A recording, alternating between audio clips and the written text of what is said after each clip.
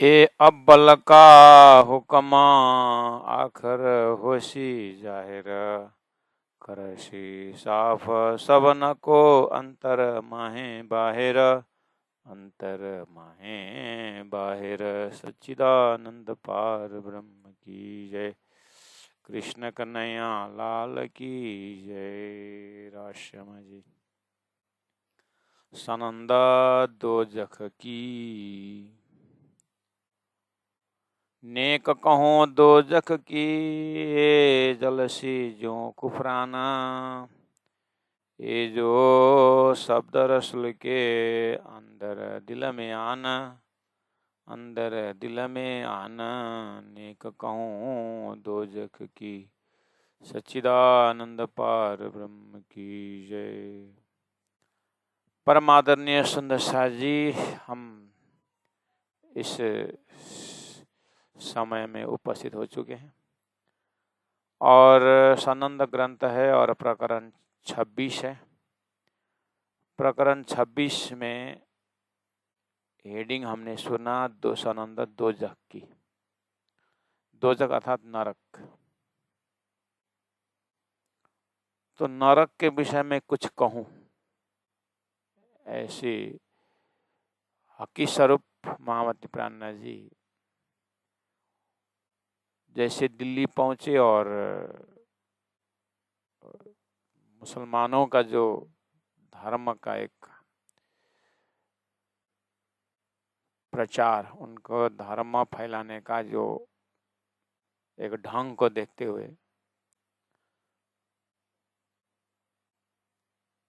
इनको नरक के विषय में डर नहीं लगता है क्या? तो गुनाह से तो डरते हैं, कुरान में गुनाह लगेगा करके डरते हैं। इन्हें गुनाह दोजख नरक ये क्या समझे इन्होंने? इस तरह से थोड़ा सा इसके ऊपर चिंतन करते हैं और हमें ये ज्ञान देते हैं कि वास्तव में नरक क्या है, भोगना क्या है, कष्ट क्या है। इसी प्रसंग में हमें बहुत गहरा ज्ञान भी देते हैं। और जैसे वैदिक प्रसंगों में जब हम प्रवेश करते हैं तो वैदिक ज्ञान का जब व्याख्या करने का पुराण वगैरह है और संतवाणी, तो श्रीमद् भागवत तो पुराणों का राजा है। वहाँ पर 84 नरक कुंड की बात है, यानी मर्त्य लोक में कर्म बिगाड़ने पर जीव कहाँ कहाँ कष्ट भोगता है, कैसे भोगता है। नरक का वर्णन सुखदेव महाराज ने परिषद को सुनाए तो 28 वर्णन ही हो पाया और 64 नहीं हो पाया।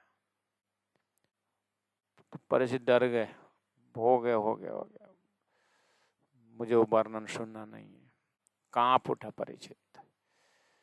इस तरह से नरक के और हमारे श्री कृष्ण प्रणामी धर्म सिद्धांत में जो बैराट का पाताल से परमधाम तक की बात जब आती है, वहाँ पर नरक कुंड की बात वो इन शास्त्रों के आधार पर लिखा गया है कि पाताल के दक्षिण दिशा में ऐसा करके एक नरक की व्यवस्था है। मतलब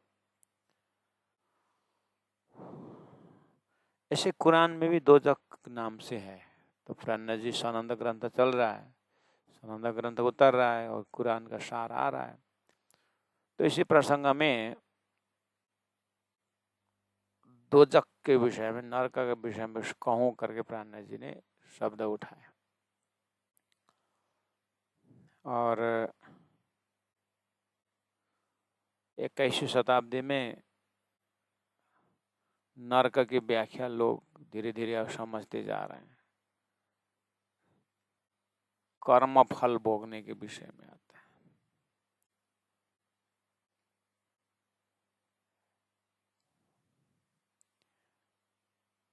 कर्म फल तो गीता ऊर्ध्व गच्छन्ति सत्वस्था मध्ये तिष्ठन्ति राजसा अधो गच्छन्ति तामसा, इस तरह से भगवान श्री कृष्ण ने ही जीवों का 3 गति बताई है। राजसी कर्म वाले करने वाले यहीं जन्म लेते हैं, तामसी वाले नरक तरफ जाते हैं, पाताल जाते हैं, और सात्विक कर्म करने वाले ऊपर को लोग जाते हैं। कुछ तो संकेत तो दिया ना। तो लगभग हमारा जीव फेमिलियर है नरक के विषय में, इसलिए कुरान में नरक के विषय में होना वो कोई बड़ी बात नहीं। आखिर भाषा अलग है, व्यवस्था तो परमात्मा की है। लेकिन मोहम्मद साहब ने जो उन पैगंबरों ने जो नरक की बात की है, उनमें थोड़ा सा हट के मोहम्मद ने उसका अर्थ लगाया है। जैसे मोहम्मद साहब ने कहा कि 1000 साल बाद खुदा आएगा, परमात्मा आएंगे, और मेरे कहे प्रमाण चलोगे तो एक नमाज का 1000 गुना फल देगा, नहीं तो 1000 गुना दोजक भोगना पड़ेगा। ये लिखा हुआ है। तो यहाँ से प्राणनाथ जी महाप्रभु थोड़ा सचेत करा रहे हैं कि वैदिक ग्रंथों में या 1.25 लाख पैगंबरों में से पहले के पैगंबरों ने 14 तबक के अंदर, 14 लोक के अंदर कहीं नरक बताए, वो सृष्टि की व्यवस्था में है। लेकिन मोहम्मद ने उतना दूर तक नहीं ले गए। उन्होंने बस 1000 साल बाद परमात्मा आ रहे हैं, खुदा आ रहे हैं, वही तुमको, तुम्हारा कर्म ही नरक भी दे सकता है और स्वर्ग भी देख सकता है, खुदा अपना घर भी देख सकता है। इसलिए प्राणनाथ जी ने वो चीज को ज्यादा हाईलाइट कर रहे हैं कि वास्तव में मोहम्मद ने नरक कहाँ बताया।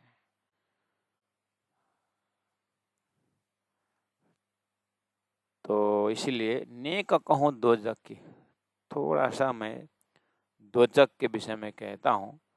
ये जल से ज्यों कुफरान, ये कुफर जो परमात्मा का कहना नहीं मानने वाला, अवज्ञाकारी,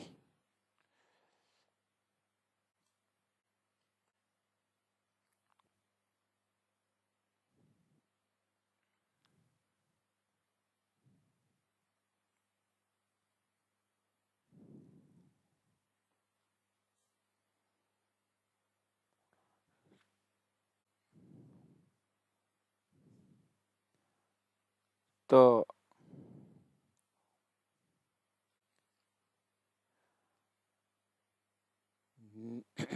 ये जल से ज्यों कुफरान, कुफरान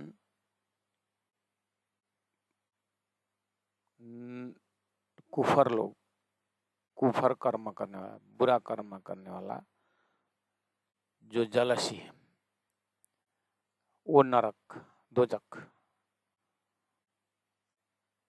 तो दिल्ली के उस माहौल में उससे पहले से ही 1000 साल के अंदर खुदा के नाम पर, कुरान के नाम पर, मोहम्मद के नाम पर इतना तलवार चलाए और इतना मतलब कितने तलवार के बल पर इतना शासन मचाए। तो इन लोगों को कौन से नरक मोहम्मद साहब ने लिखा है? यहाँ भी भयंकर वाणी फेंका हुआ है, नरक भोगोगे, दोजख भोगोगे। इन्हें डर नहीं लगता क्या? ये जो शब्द रसूल के, ये रसूल का शब्द है जो मैं कोट कर रहा हूँ। रसूल ने दोजख की बात कही है, जलने की बात कही है। ये जो शब्द रसूल के, यानी कुरान के जो शब्द, रसूल के शब्द से मैं बोल रहा हूँ, अंदर दिल में आन, मैंने इसको बहुत दिल के अंदर से देख करके, आन मतलब ले करके, दिल के अंदर से मैं रसूल को शब्द को लेकर के नरक के विषय में, दोजख के विषय में कुछ बताने जा रहा हूँ। ऐसा तो कुफर 14 तबक का 14 लोक का जो कुफर है, बुरा कर्म है, बुरा चिंतन है, तो मोहम्मद ने बोलते बोलते, अभी प्राणनाथ जी महाप्रभु तो बोले रसूल के शब्द से मैं बोल रहा हूँ, बोले तो रसूल के शब्द में क्या लिखा हुआ है कि मेरे जाने के 1000 साल बाद खुदा आएंगे, खुदा के साथ मैं भी रहूँगा, इमाम मेहदी आएंगे और तुम लोग मेरे यार हो, भाई आवेंगे आखिर। तो खुदा जाहिर होते समय वो जो खास जो ब्रह्म आत्माएं हैं वो भी आएंगे और उनके अंदर इतनी ताकत है और उनको साक्षात नूर परे नूर तजल्ला के स्वरूप है और वो नूर जमाल है और वो तो प्रकाश और ईशक के अवतार है। उनमें इतनी ताकत है कि बस उनको नाम सुनते ही धरती पवित्र हो जाता है, धरती मोक्ष पाता है। ऐसा ब्रह्म मुनि है वो, ब्रह्म मतलब ऐसे खास आत्माएं जो आ रहे हैं और ये तो धरती को पवित्र करने वाले हैं। ठीक वैसे ही समझना जैसे वेदव्यासी ने कहा है, अवाविनो भविष्यन्ति मुनयो ब्रह्म रूपिणो यत पूजा प्रभावे नहीं हो जीव सृष्टि उदाहरणम। ये 28वें कलयुग में आने वाले ब्रह्म आत्माएं, ब्रह्म प्रियाएं, इनमें इतनी ताकत है कि इनको तो पूजा मात्र से जीव सृष्टि उदाहरण, जीव का कल्याण होता है। इस तरह से एक ब्रह्म परिवार, ब्राह्मिक परिवार, एक ब्रह्म आत्मा का खेल में आने की बात, संसार में आने की बात कही है। ब्राह्मिक ग्रंथों में भी है और वैदिक ग्रंथों में भी है, भविष्य वक्ताओं में भी है, ज्योतिष शास्त्र में भी है और कुरान में भी है। तो प्राणनाथ जी ने हरिद्वार के जैसे मजल में है, वो बुद्ध अवतार जाहिर होने की बात, वो बात कह चुके हैं। अभी सनंद ग्रंथ है, इसमें कुरान की भविष्यवाणी को, मोहम्मद की भविष्यवाणी को टच कर रहे हैं। तो मोहम्मद ने, उनके साथियों ने तत्कालीन समय में पूछा, जो भी है उन्होंने भी दोजक की बातें, नरक की बातें की और धर्मशास्त्र में कर्म बिगाड़ने पर नरक भोगने की बात कही है। ऐसे ही कुरान में या कतिब ग्रंथों में भी रूह को नरक दोजक भोगने की बात कही है। तो मोहम्मद ने तत्कालीन समय में कहा कि देखो, मेरे से पहले वाले पैगंबरों ने नरक की बात कही और उसमें से पवित्र होकर के मेरे जमाने तक आए वो रूह, वो जीव, वो आत्मा। अब मैं बता रहा हूँ कि वास्तव में नरक तब जाहिर होगा जब 1000 साल बाद आने वाला इमाम मेहदी को जो नहीं पहचानता है ना, वो उनका कहना नहीं मानता है ना, वो एक नमाज का 1000 गुना फल मिलने के समय में उसको 1000 गुना दोजख मिलेगा। इतना ध्यान देना। मेरे से आगे वालों का जो नरक की बात कही वो परोक्ष रूप में होगा, जीव भोगेगा, लेकिन मैं प्रत्यक्ष बोल रहा हूँ। अब वो जीव को उस नरक के अग्नि से पार होने के लिए, पार कराने के लिए 1000 साल बाद इमाम मेहदी आ रहे हैं। वो संपूर्ण दोजख के अभी तक का जो उसके अंदर जो जलन है वो सब शांत करने वाले हैं। लेकिन अगर उसको नहीं पहचान करके, उनकी आज्ञा को ठुकरा करके अगर मनमानी अगर कोई करता है तो फिर मैं जिम्मेदारी नहीं हूं, फिर मैं कुछ नहीं बता सकता। आगे वो कौन से नरक में जाएगा, कितनी गहराई में जाएगा, कब तक जलेगा, वो मेरी जिम्मेदारी नहीं। मैं बस इतना बता देता हूँ कि बस 10वीं 11वीं 12वीं सदी में एक महापुरुष आएंगे, इमाम मेहदी आएंगे, अहमद स्वरूप आएंगे, खुदा आएंगे, उसको न पहचानने पर, उनका आज्ञा को पालन न करने पर नरक भोगोगे, ये मैं प्रत्यक्ष बताता हूँ। ये मोहम्मद साहब का कहना है। तो ये जो शब्द रसूल के अंदर दिल में आना, दिल में लेकर के मैं थोड़ा सा दोजख की बात करके उन कुरान पढ़ने वालों को थोड़ा सा अवेकनिंग, रीअवेकनिंग करता हूँ। आपने मोहम्मद ने दोजख के विषय में क्या कहा है मालूम है करके थोड़ा सा लाइटिंग देता हूँ, ताकि वो भूले हुए होश में आ जाए। हाँ, हमारे रसूल ने तो कहा है करके थोड़ा सा दिमाग में आ जाए। इतने भ्रम में पड़े हो कि मोहम्मद को भी भूले हो, कुरान को भी भूले हो, उनका भविष्यवाणी भी भूले हो। जैसे हमारे वैदिक पढ़ने वालों भी तो उनका नरक का ख्याल करते हैं। याद आता है कर्मा में, हैं? बैंक चोरी करके लूटना, ऐसा कहीं धर्मशास्त्र में लूटपाट तो करते हैं, तो उसमें याद रहता है। गीता रोज कह रही है, इतने धर्मशास्त्र उपदेश चल रहा है, धर्मगुरु गली गली में घूम रहे हैं, नगर नगर डगर में धर्मगुरु हैं, सब यही अवेयरनेस करा रहे हैं। तो कितने वैदिक मंत्रों को पाठ करने वालों ने कर्म से डरे हुए हैं, भूले हुए हैं। ऐसे ही कुरान पढ़ने वाले भी नरक को ख्याल ही नहीं करते, जो मोहम्मद ने कहा है। इसलिए थोड़ा सा उनको सचेत करूं, कम से कम इमाम का पहचान हो जाए, और मोहम्मद ने भविष्य बोला हुआ नरक से बच जाए। मोहम्मद ने तो बहुत कृपा की, 1000 साल पहले आकर के उन्होंने लाइन बता दिया। लेकिन अब उल्लू तो क्या कहे, अब सूर्य उदय होने, उसको तो प्रकाश में जाना नहीं हो तो देखता नहीं है। ऐसे ही उल्लू होकर के बैठे हुए हैं, उनको याद दिला दो कुफर 14 तबक का। तो मोहम्मद ने ये 14 लोग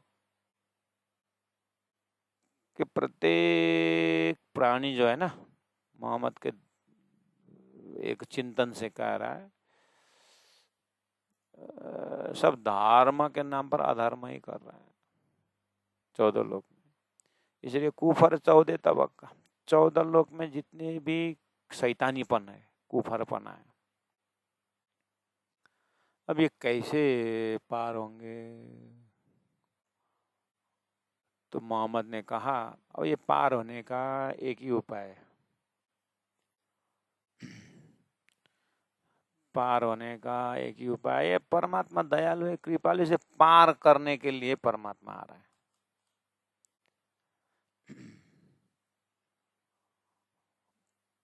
परमात्मा पार करने के लिए आ रहा है, इसलिए वेट करो। अभी तक तुम लोगों ने पुण्य कमाए और मेरा आगमन हुआ और मैंने भविष्य बोल दिया। अब 1000 साल बाद और अच्छा कर्म करते रहो। 5 बार नमाज करने को मैंने बोला हूँ, वो करते रहो, हज करो, तीर्थ करो, भाई दान पुण्य करो, पवित्र आत्मा बनते रहो। 14 लोग को ही पार लगाने के लिए आ रहे हैं। कुफर 14 तबक का, इन शब्दों होशी नाश, इन शब्दों होशी नाश, ब्रह्म सृष्टि शब्द, ब्रह्म आत्मा शब्द, इमाम मेदी शब्द, रुअल्लाह शब्द, ये है ना, ये शब्द सुनते ही 14 लोग का पाप नाश हो जाता है, दोजख ना। इतने नाम महिमा वाले आ रहे हैं। इस तरह से मोहम्मद ने कहा है, इन शब्दों होशिनाश। इन शब्दों होशिनाश मतलब 1000 साल बाद आने वाले रुअल्लाह इमाम मेहदी का जो शब्द है ना, शब्दों से ही सारा तो 14 लोग की पाप नाश हो जाता है। ऐसे आ रहा है, ऐसा स्वरूप। बस उस समय में एक नमाज भी, यानी उनको अगर तुम एक बार प्राणनाथ बोलोगे, एक बार इमाम मेहदी बोलोगे, एक बार कृष्ण बोलोगे, तो एकोपि कृष्ण से कृत प्रणाम दशवास मेहदी पुनरेति जन्म कृष्ण प्रणामी न पुनर्भवाय। महाभारत में ऐसे कृष्ण के नाम की महिमा गई। तो हमारे दिमाग में वैदिक मंत्रों के लिटरेचर से कृष्ण नाम की महिमा में सबको आस्था है। एक बार कृष्ण नाम उच्चारण करेगा तो उसको जन्म जन्मांतर का पाप नाश होता है। यह है कि नहीं, दिल में है। किसी एक कुल में एक भक्त का जन्म होता है तो उसको 7 जन्म 7 वंश जो है तर जाते हैं। ऐसा है कि नहीं? ये महिमा महान आत्माओं का, भक्तों की महिमा है कि नहीं? वो भक्तों की महिमा के ऊपर विश्वास रखते जाए। ये तो वैदिक मंत्र ने कहा कि वेदव्यास जी ने कहा कि कभी भी ऐसा घटना नहीं घटा, ऐसा घटना घटने वाला कौन है? 28वां कलयुग में वो ब्रह्म प्रिया आने वाले हैं। वो ब्रह्म प्रियाओं का साथ, ब्रह्म प्रियाओं के साथ ब्रह्म परब्रह्म आने वाले हैं। और परब्रह्म का आगमन सुनते ही, उन ब्रह्म आत्माओं की लीला और उनकी कथा रस को सुनते ही यत पूजा प्रभाव ने जीव सृष्टि उद्धारण, जीव का उद्धार होगा। ये वेदव्यास जी का भविष्यवाणी है। ऐसे ही मोहम्मद की भविष्यवाणी है कि वो महापुरुष, वो अमृत स्वरूप जो परम धाम की जो ब्रह्म आत्मा आएंगे ना, उनको तो शब्द ही इतना मतलब पवित्र है क्योंकि वो सत्य से जुड़े हुए हैं और उनके रास्ता लेने से जहाँ से आए वहीं से वहीं पहुंचाने वाले हैं। इसलिए इन शब्दों, परमधाम शब्द, तारतम शब्द, इलमलुदनी शब्द, खासल खास शब्द, ब्रह्मात्मा शब्द से होशी नाश, 14 लोग का पाप नाश होने वाला है। इस तरह से मोहम्मद ने कहा।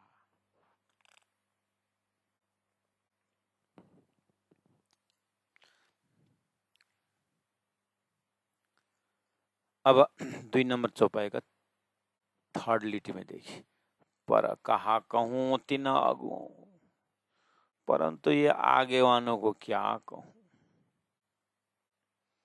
जिन्हें किए घात विश्वास, जिन्होंने विश्वासघात किया, इन अगुओं को क्या कहूँ। क्या समझे? कहने का मतलब धर्मशास्त्र में, वेद में, उपनिषद में, कुरान में, पुराण में यत्र तत्र क्या लिखा है? ब्रह्म का धाम का वर्णन है, ब्रह्म का स्वरूप का वर्णन है, ब्रह्म का नाम का महिमा है, और ब्रह्म के साथ साथ ब्रह्मविद ब्रह्मैव भवति श्रुति है, और हादिस वही हक का है, और खुदा के संदेश भाग में फर्क नहीं है। इस तरह से कुरान में, पुराण में वो एक सुंदर ब्रह्म धाम की व्याख्या है और अमृत स्वरूप है, किशोर स्वरूप है। इस तरह से ब्रह्म धाम का साक्षात वर्णन का संकेत है और वो ब्रह्म धाम का वेदों में व्याख्या भी है, मंत्र में है, आयत में है, मंत्र में है, तंत्र में है। जैसे महादेव ने तो ब्रह्म सृष्टि की पद्धति रख दी कि वो ब्रह्म धाम के ब्रह्म आत्मा आकर किस तरह से आचरण करेंगे। लेकिन ये विद्वान जो हो गए, मुल्ला, वेद का उच्चारण करने वाले, वेद का मंत्र को सीखने वाले और वेद का टीका करने वाले और कुरान का टीका करने वाले जो आज्ञान हुए ना, जो उनकी टीका करने वाले मतलब अगुआ, उनकी बुद्धि को क्या कहें प्राण जी करे। इन्होंने इतने आड़ा बन गए ब्रह्म धाम की यात्रा के लिए कि बस पर कहा कहूँ तीन अगुओं, वो आगे वालों को मैं क्या कहूँ, इतने भविष्यवाणी होते हुए भी उन्होंने इग्नोर कर दिया और लोगों को पर्दा में डाला। कर्मकांड का इतना बोझ डाल दिया कि ज्ञान कांड और विज्ञान कांड तो नक्शा में आए ही नहीं। इन आगेओं को मैं क्या कहूँ। और मोहम्मद के भविष्य में 90,000 हरफ में से 30,000 गोप्य बताया। इन्होंने शरीयत को इतना व्याख्या किया, शरीयत शरीयत शरीयत शरीयत, शरीयत को जो नहीं करेगा तो उसको मार करके दंड देना। पता नहीं ये क्या चलाया, पर कहाँ कहूँ तीन अगुओं जिन किए घात विश्वास, इन्होंने बहुत विश्वासघात किया ब्रह्मवाणी को, उस ब्राह्मिक मंत्रों को। परब्रह्म ने खुद अपने आप को आने के विषय में खुद कहा था। जानते जानते इन आगेवानों ने ठग दिया विश्व को। प्राणा जी बोल रहे हैं नरक कौन जाएगा, दोजख में कौन जाएगा, ये अगुओं के आगे दोए, ये आगेवान वाला, ये आगेवान ही लोग नरक जाएंगे पहला नंबर। और इनका तो 2 प्रकार का अग्नि होगा मेरे ख्याल से, प्राणा जी बोल रहे। एक तो स्वयं नहीं जागे और ये अग्नि, ये गलती। दूसरा, ब्रह्म को पाए बिना ब्रह्मज्ञानी हो गए और आने वालों को गलत रास्ता पकड़ा दिया, भ्रम में डाल दिएगा। 2 प्रकार के अग्नि हो गए। इसलिए प्राण में डरता हूँ आगेवानों से, बोलते मैं आगेवान से मैं डरता हूँ, ये क्या अर्थ का अनर्थ कर देंगे। इसलिए प्राण जी बोलते हैं विद्वानों से डरो। विद्वान जो है ना, विद्वानों से डरो बोलते हैं, क्योंकि ये ज्ञानी है, कहीं भी छुरी चला देता है, ज्ञान का छुरा कहीं भी चला देता है। इसलिए बुद्धि बहुत खतरनाक है।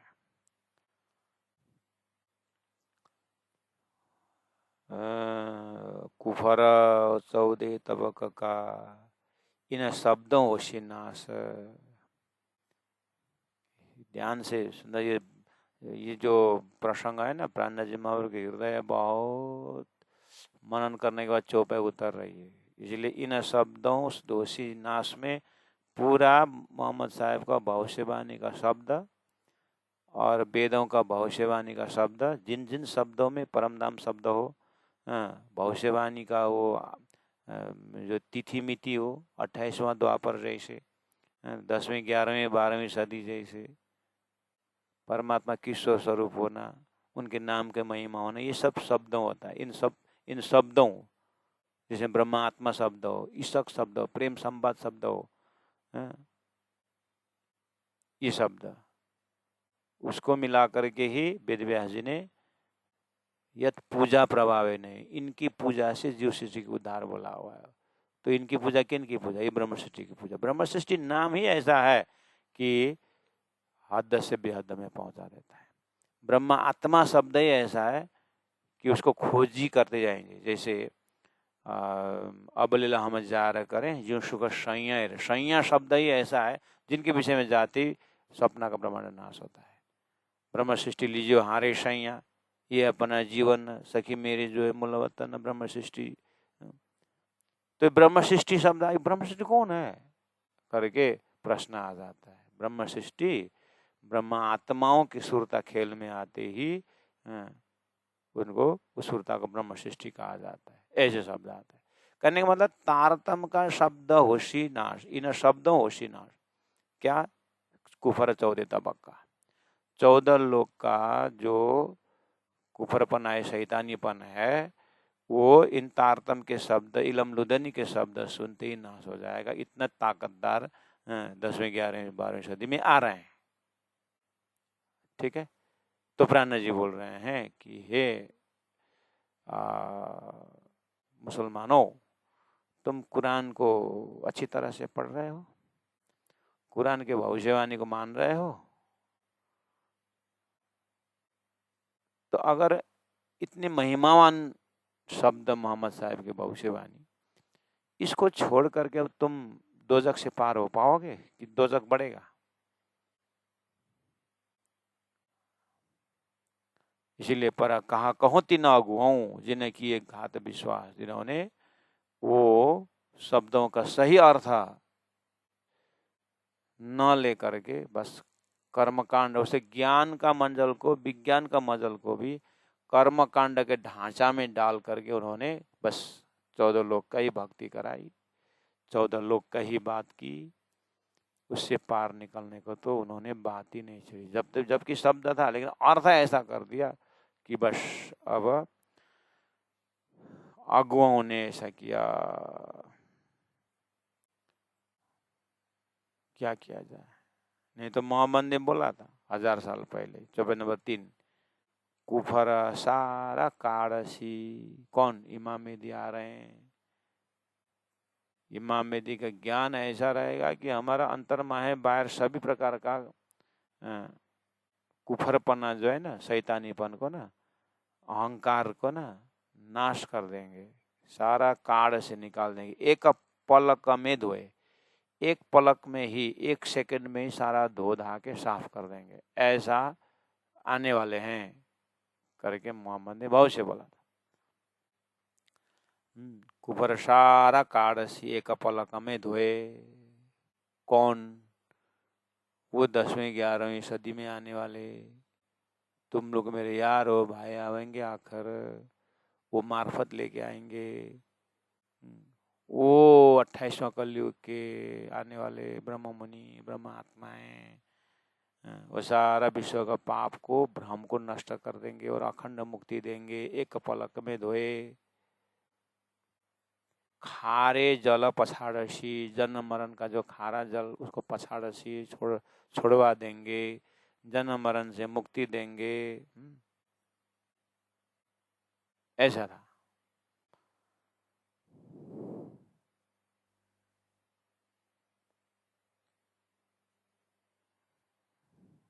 अगर लाइन से जाते तो ये चीज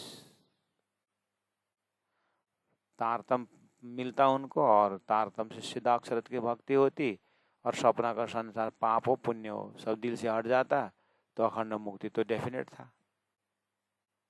लेकिन अब तारतम तक आने नहीं दी। बिहारी जैसे गुरुपुत्र जी ने तो इसका प्रचार प्रसार करने की जरूरत नहीं करके बोले, और बाकी कर्म कांड के जो गुरु हो तो उपासना गुरु तो कौन बता देगा सही बात है कि नहीं। इसलिए कुफर सारा काड़सी एक पलक में धोए, ऐसा स्वरूप आ रहे हैं। खारे जल पछाड़सी, जन्म मरण का जो खारा जल है वो सब छुड़वा देंगे, पछाड़सी, इस तरह से बोला था। पर कहा कहो तीन अगुओं, 2 नंबर चौपाई का थर्ड लिटी फिर डालो, चौपाई का अर्थ देखने का तरीका बता रहा हूं। पर कहा कहूँ तीन अगुओं, जिन किए घात विश्वास, इन्होंने सही मायना, सही अर्थ न करने से क्या हुआ, या को धूप जो देशी दोए, ऐसे अगुवाओं का धूप मतलब ताप 2 प्रकार का होगा। एक तो खुद ने गलती की और दूसरों को गलती पकड़ाई, बस इनको तो डबल नरक भोगना पड़ेगा। और 10 विद्या का जो दोजक था उसमें डबल करते 20 हो गया, और 20 को 20 होते हुए बढ़ता जाएगा इनका दोजक। ये भयंकर पश्चाताप करना पड़ेगा इन लोगों को। या को धूप जो देशी दोए, मोहम्मद ने बोला इस तरह से मेरे भविष्य को, भविष्यवाणी को कदर करोगे तो बचोगे, नहीं तो तुमको दोजक भोगना पड़ेगा, नरक भोगना पड़ेगा करके बोला है ना। अच्छी तरह देखो तो क्या बोल रहे हैं, कुरान देखो तो करके बोल रहे हैं।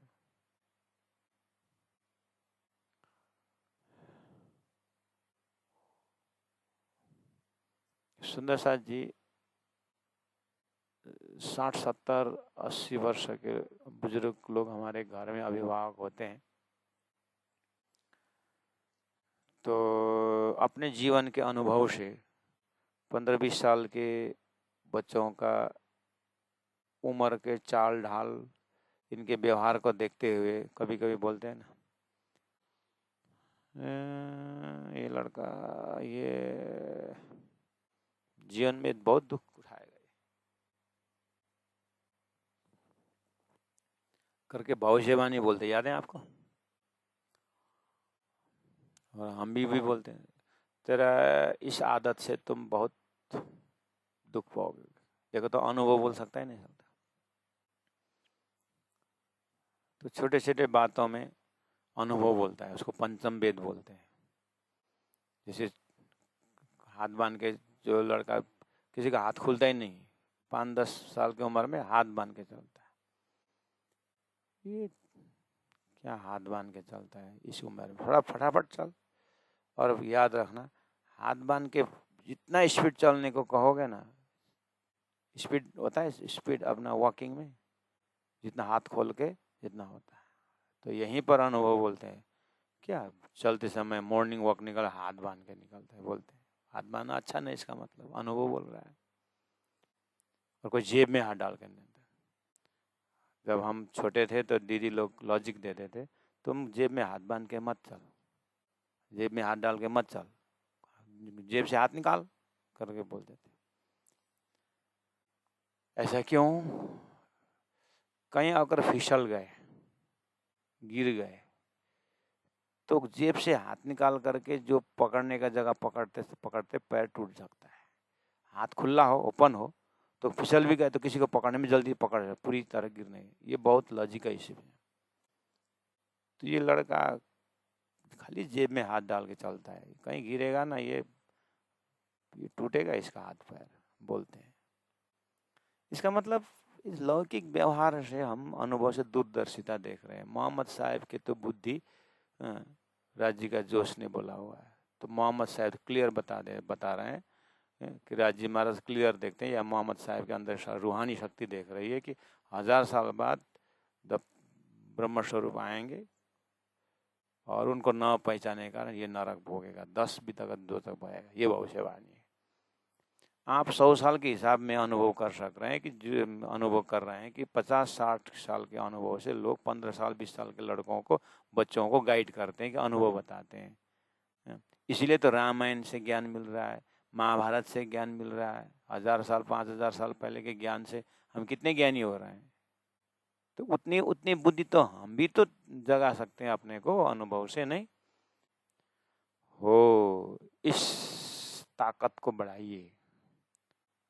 और उसके बाद ज्योतिष शास्त्र, उसके बाद देवताओं की बुद्धि, वायु देवता दूर दूर क्या हो रहा है सब देखते हैं, बोलते हैं। उतना तो आस्था है ना। तो एक दिव्य शक्ति आकर के किसी को भविष्य बोल देता है, किसी को उसको कुछ भविष्यवाणी बोलते हैं, हम कितने विश्वास से लेते हैं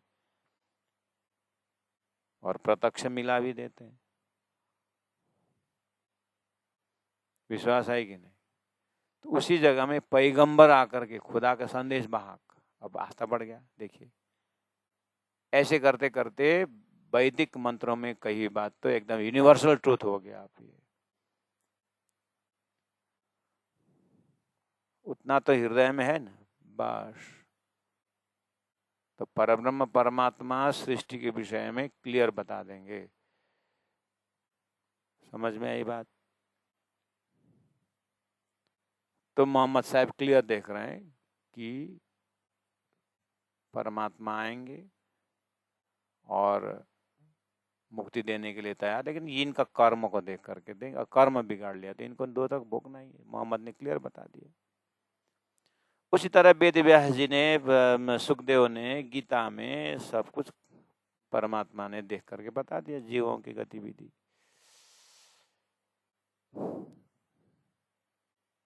उतना तो हृदय में आस्था लेके चल रहे हैं ना संसार वाले। उसको प्राण जी हाईलाइट कर रहे हैं कि खारे जल पछाड़सी, इतना नाम है, न महिमा है उन ब्रह्म आत्माओं की खासल खास की, पर या को धूप जो देशी दोए। लेकिन ये अगुओं ने अनर्थ कर दिया, अर्थ को उल्टा पुल्टा कर दिए और लोगों को शुद्ध साकार अमृत स्वरूप दिया ही नहीं, और धोखे में से कहाँ डाल दिया, निरंजन निराकार। और हुक्म को है, खुदा का हुक्म कर दूसरों को मारना पीटना। अब यहाँ तक हुआ कि मैं इमामती स्वयं प्रकट हो गया और मेरा भविष्यवाणी को, मेरी जो वाणी को देखे भी ना, अब मुझे भी भगा रहे हैं, लड़ाई करने के लिए तैयार हो गए। और जिन ब्रह्मात्माओं को मैंने संदेश देके भेजा था उनको तो कोरा लगा करके पीट पाट पिटाई कर रहे हैं, तो ये कहाँ जाएंगे? ये दोजख तो तुम्हारा कमा रहा है, दोजख तो बहुत बढ़िया कमा रहा है। तो इस तरह से प्राण जी ने इस सनंद ग्रंथ का ये 26 नंबर प्रकरण में सनंद दोजख की करके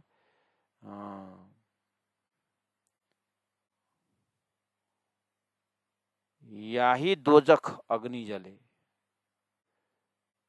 यही कारण, यही ये जो अनर्थ करने वाले, कुरान को खुलस्ता अर्थ न करने वाले, जानबूझ करके उसको पचाने वाले और स्वयं इमाम के दावा लेने वाले, स्वयं ब्रह्म ज्ञानी होकर के ब्रह्म का रूप होकर के पूजा करवाने वाले, ये सब जो है यही दोजख अग्नि जले, यही वास्तव में दोजख अग्नि में जलने वाले यही हैं।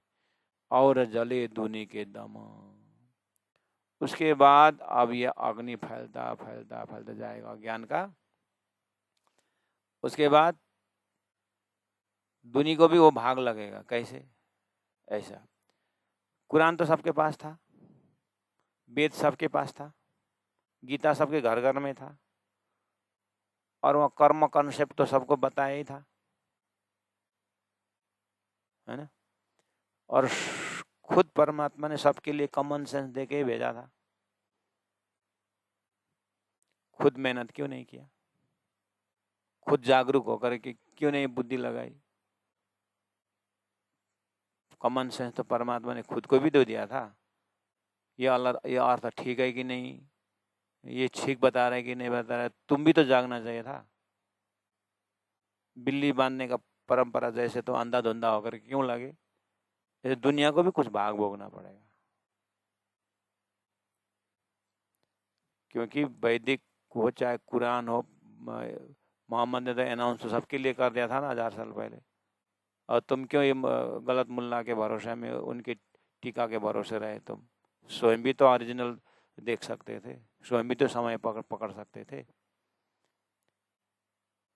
एक अग्नि तो तुमको भी भोगना पड़ेगा, और ये अगुओं को तो बुद्धि होते हुए गलत अर्थ का इनको तो 2 अग्नि भोगना पड़ेगा। यही दोजख अग्नि जले और जले दूनी के दम। इस तरह से आप जले अपनी मिने, ये कर्म बिगाड़ने वाले अपने आप में जलेंगे। मोहम्मद साहब खुलस्त देख रहे थे, इस तरह से जलोगे, हाँ बोल रहे थे। प्राण जी ने वही मोहम्मद का हकी स्वरूप, महामती प्राण जी ने, परमात्मा ने नियम बताए थे, उस नियम को इन्होंने अनसुनी करी। तो प्राण जी स्पष्ट देख रहे हैं, अच्छा कुरान के अग्नि तो ये लोग भोगेंगे, इसीलिए आप जले अपनी मिने, ये लोग अब भयंकर पश्चाताप के अग्नि में जलेंगे और बोलेंगे तब कहे हाय हाय भूले हम, हाय हाय भूले हम करके बोलेंगे, करके बोलते आप जले अपनी मिने, खुद न देवे दुख किना को। चौपन नंबर 5 प्राण जी ने बोला, देखो खुद यानी खुदा परमात्मा, न देवे दुख किना को, परमात्मा को उद्देश्य किसी को दुख देना है ही नहीं। परमात्मा को उद्देश्य तो एक पातशाही अरस की दूजा बात तो ईशक ये देखला उन्हें रूहों को पहले दिल में लिया हक। परमात्मा को उद्देश्य तो प्रेम को देना है, ईशक पिलाना है, खुद न देवे दुख किना को। परम मारत है तकसीर, लेकिन ये जो भाग्य है ना, ये कर्म का जो जीव का कर्म जो है, मारत है तकसीर, अपने कर्म से रोएंगे कि ना रोइस मंगले अपने ढंगाले।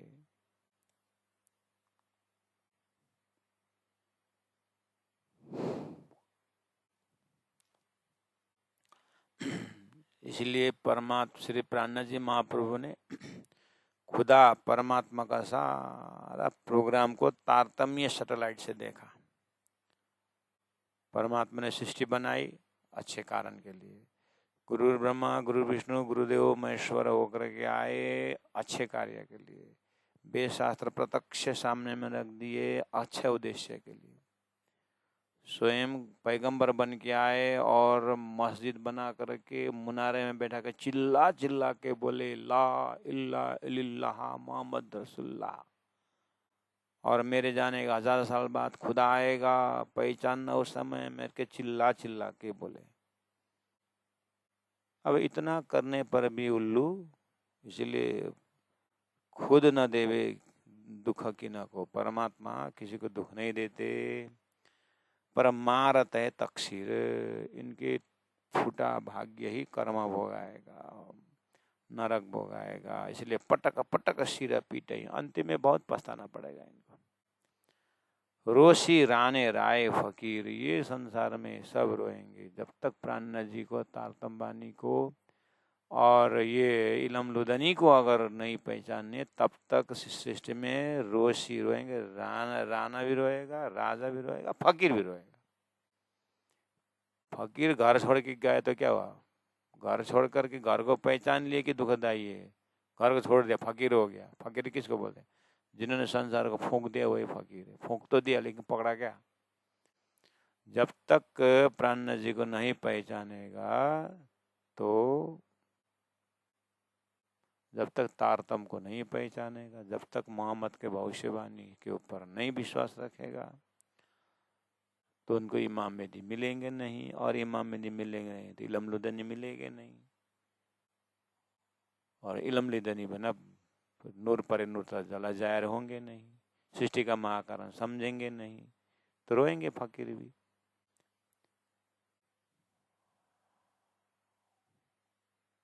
इसीलिए 6 नंबर चौपाई को याद दिलाए, इतने देर की भूमिका से बोल रहे हैं। खुदा काजी कजाए का, खुदा खुद आएंगे, काजी बन के आएंगे और कजा करेगा। ये मोहम्मद का शब्द था।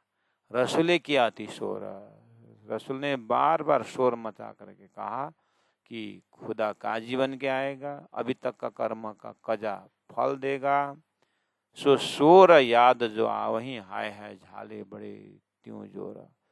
अब इस तरह से शोर याद जो आवही, अब ये जो आवाज जो है, अगर परमात्मा की कृपा से मोहम्मद का शोर आवाज सुनने में आएगा ना, सुनने के बाद तो और ज्वाला बढ़ेगा, हाय हाय झाले बड़े त्यों जोर।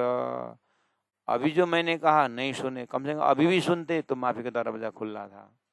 प्राणनाथ जी के समय में माफी का दरवाजा खुला था, लेकिन मेरे बार बार कहने पर भी अगर मेरा समय निकल गया, 10वीं 11वीं 12वीं कार्य गुजार था, अगर ये समय निकल गया, उसके बाद अगर वो सुनाई पड़ी आवाज तो बहुत महंगा पड़ेगा। हाय हाय झाले बड़े, वो पश्चाताप अग्नि ज्वाला और बढ़ेगा और ज्यादा पछताना पड़ेगा। तो मोहम्मद ने एक स्टेप रख दिया था, अभी तक करते जाओ, 1000 साल बाद आएंगे, अगर उस समय फिसल जाओगे तो फिर तो गए। इसलिए होश में आना, सचेत रहना करके ये भविष्यवाणी थी।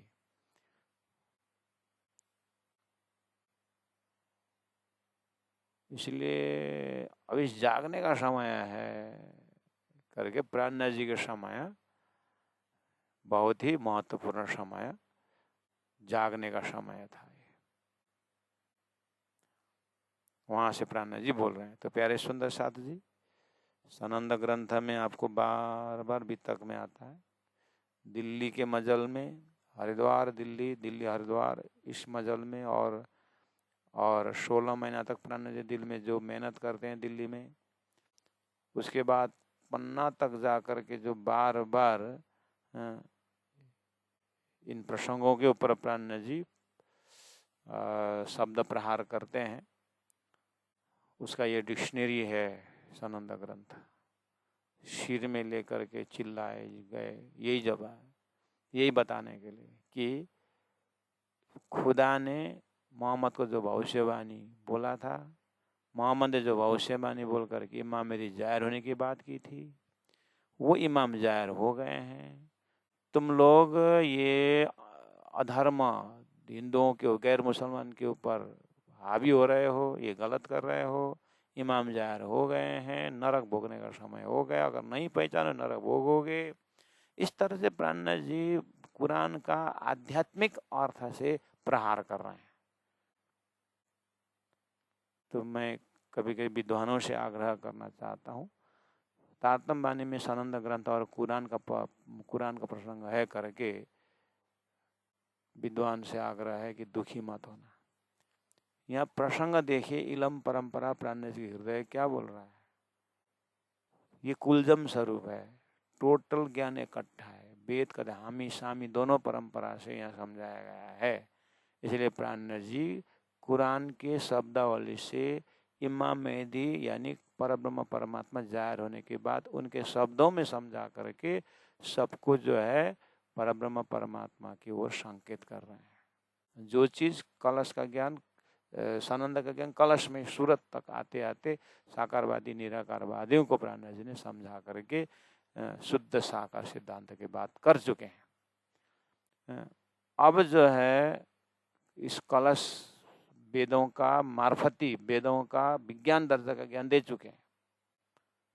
अब कते परंपरा से ले जा करके भी मार्फती ज्ञान के लिए प्राणनाथ जी का अपना स्वरूप का परिचय दे रहे हैं। हम आज के सुंदर साथ को या आज के मानव को प्राणनाथ जी का परिचय इस तरह से देना है कि वो कोई व्यक्ति नहीं है और उस शुद्ध साकार सिद्धांत परब्रह्म परमात्मा साक्षात हैं महामती प्राणनाथ जी, उनके वाणी से पहचान करो करके आज का हमारा प्राणनाथ जी प्रति सेवा ये है। उनका वाणी को परिचय देना है, उनका लक्ष्य को परिचय देना है, न कि गंगा गए गंगादास, जमुना गए जमुनादास होना है। इसलिए वाणी से ही प्राणनाथ जी का परिचय होगा। और ऊपर ऊपर जो चोर बाख्राले घाँस चरे यस्तो प्रकारले हुँदैन।